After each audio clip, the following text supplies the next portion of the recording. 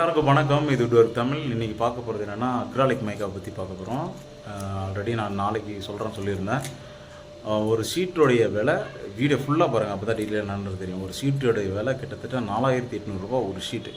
அதாவது 8க்கு 4 வரும். நார்மலாக மைக்கா ஷீட் என்ன அளவில் வருதோ அதே தான். என்னென்னா இது ஃபுல் ஹை கிளாஸி, ஃபுல்லாகவே கிளாஸ் மாதிரி தான் இருக்கும், ஃபைபர் கிளாஸு. இது எப்படின்னா கொஞ்சம் பார்த்து பக்குவமாக ஹேண்டில் பண்ணி செய்யணும். கொஞ்சம் நாம் ஏதாவது ஒரு மூலையில் கிராக் போட்டோம்னா டோட்டலாக காலியாகிடும். பொறுமையாக கரெக்டாக பண்ணணும். நம்ம ஒன்றும் மிஷின்கெல்லாம் எடுத்துன்னு போகிறதில்ல, நம்ம கையிலே தான் செய்ய போகிறோம் எல்லாமே. உங்களுக்கு அந்த கிச்சன் டோட்டலாக ஃபினிஷிங் பண்ணிட்டு நான் காட்டுறேன். ஆல்ரெடி இப்போ டிவி யூனிட் நான் முடிச்சிருப்பேன், அது கூட நீங்கள் இப்போ வீடியோவில் ஆட் பண்ணியிருக்கேன் பாருங்கள். டிவி விட்டு அது கம்ப்ளீட் பண்ணிவிட்டு போடலான்னு பார்த்தேன். சரி, மைக்காக உங்களுக்கு காட்டணுமேன்றதுக்காக நான் போட்டிருக்கேன். ஒரு மைக்கோடைய ஷீட் விலையை வந்து 4800 நாங்கள் இங்கே எடுத்தது. இதில் ஒரு 4-5 கம்பெனி தான் இருக்காது, பெரும்பாலும் அக்ராலிகளுக்கு கிடையாது. இது அவ்வளோ ஸ்டாக் கிடைக்காது, ஏன்னா ரேட் அதிகமாக எக்ஸ்பென்சிவ்ன்றதுனால யாரும் அதிகமாக யூஸ் பண்ண மாட்டாங்க. நம்ம கேட்டதை இங்கே சார் வாங்கி கொடுத்தாரு. இப்போ நம்மளுக்கு என்ன கேட்டோமோ, நம்மளுக்கு தேவையானதை என்ன இருக்கோ அது இப்போ எவ்வளோ மாடர்னாக செய்ய முடியுமோ அந்த ட்ரெண்டில் நம்மளுக்கு தெரிய வேண்டாம். ஏன்னா நான் அதுக்குள்ளே இருக்கிறதுனால அட்வான்ஸாக எது வருதுன்னாலும் எனக்கு அப்டேட் வரும், அது நான் கேட்பேன். அது நம்ம எல்லா இடத்துல அது கேட்க முடியாது. சில இடத்துல வாங்கி தருவாங்க, சில இடத்துல பட்ஜெட்டுக்குள்ளே முடிக்கணும்னு சொல்லுவாங்க. அதனால் சார்கிட்ட கேட்டால் எல்லாமே வாங்கி கொடுத்தாரு. இப்போ அக்ராலிக்கே மேக்ஸிமம் நம்ம கிட்டத்தட்ட ஒரு 21 ஷீட் பக்கம் நம்ம ஆர்டர் போட்டுருவோம். வந்துருச்சு ஆல்ரெடி பாதி ஷீட், ஒரு 11 ஷீட் இருக்குது. இன்னும் 11 ஷீட் வரணும். வந்துருச்சுன்னா கிட்டத்தட்ட நாளைக்கு இல்லை நாளை மறுநாள் வந்து உங்களுக்கு இந்த கிச்சனோட ஃபினிஷிங் வீடியோ வந்து கம்பல்சரி நான் போட்டுறேன். எப்படி இருக்குன்னு மட்டும் பாருங்கள். இப்போ வீடியோ பிடிச்சிருந்தா லைக் பண்ணுங்கள், ஷேர் பண்ணுங்கள், மறக்காமல் சப்ஸ்கிரைப் பண்ணி வச்சுக்கோங்க, சப்போர்ட் பண்ணுங்கள். பாய். என்னென்னா அக்ராலிக் மைக்கா அதை பற்றி தான் பார்க்க போகிறோம். ஃபுல்லாக பார்த்தீங்கன்னா கிளாஸி, பக்கா ஹை கிளாஸு பார்த்தீங்கன்னா தெரியும். இது காட்டுறோம்.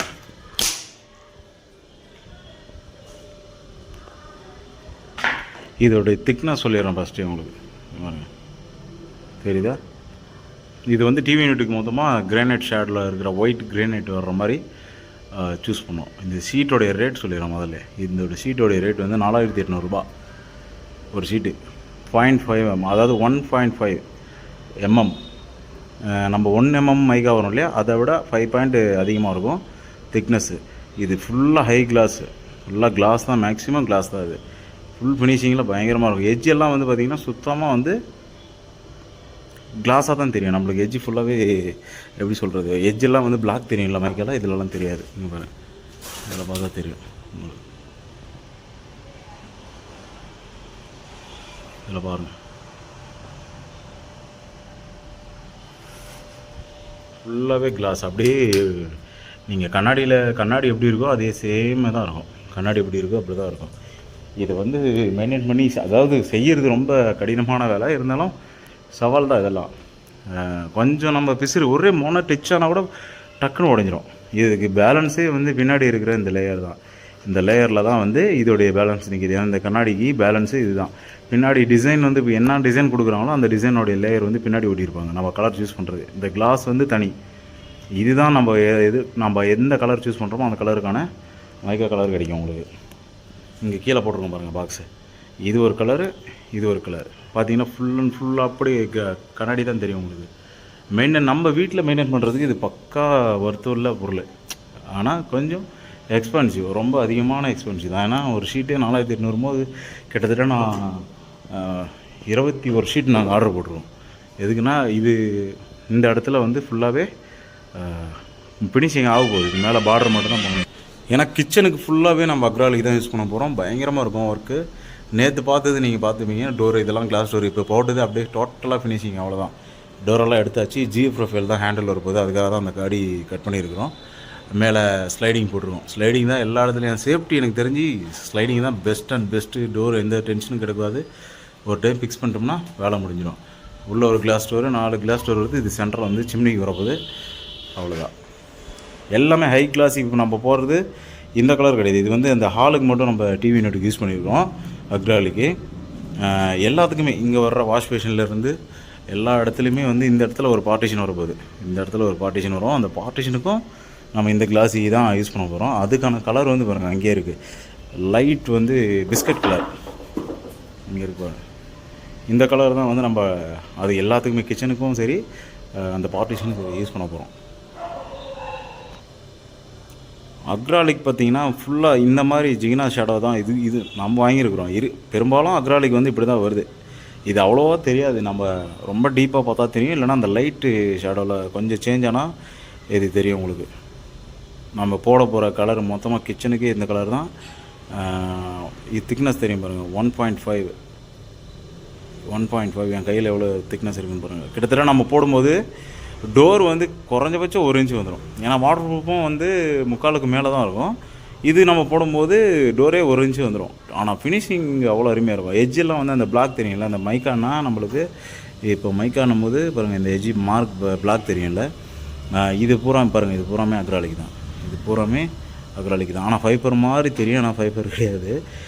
ஃபைபர் கிளாஸ்னு வரும்ல, அந்த ஃபைபர் கிளாஸ் மாதிரி தான் இருக்கும். கொஞ்சம் இதாச்சுன்னா உடஞ்சிடும் பாருங்கள். அந்த மேலே இருக்கிற பேப்பரை நம்ம செய்கிற வரைக்கும் சேஃப்டியாக செய்யணும், ரொம்ப பொறுமையாக பண்ணணும் பாருங்கள். இது வந்து எப்படின்னா கிளாஸ் தான், ஃபைபர் கிளாஸு.